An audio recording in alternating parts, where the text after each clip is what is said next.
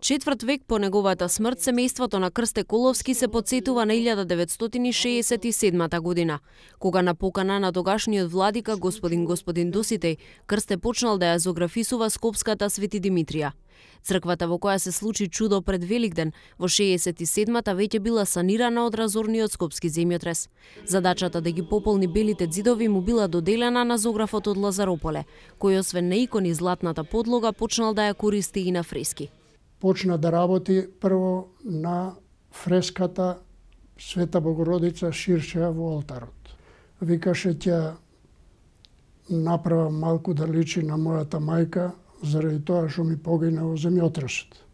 Забележителна фреска е уште и Свети Ѓорѓија Кратовски, направење во селска облека. Неговата ќерка се потсетува дека кога се работело во Свети Димитрија, зографите цели денови ги поминувале во црквата. За Ѓурѓовден, за 6 мај, брза тогаш да се направи црквата. Работеа по цел ден од вајле со осветлување во црквата со рефлектори што побрзо да се заврши. Во тајфата на Крсте биле и неговиот брат Петре и неговиот внук Танче, кои по смртта на Крсте продолжиле со работата во Свети Димитрија. После смртта на Крстета, заедно со Танчета правевме 3 големи композиции во салата во Свети Димитрија. Една од нив е и свадбата во Кана. Богатата зографска кариера Крсте ја почнал во 1935 година во црквата во Лазарополе, пошто со неговите дедо и татко одел на печалби во Србија. За време на Втората светска војна работеле во Охридскиот крај.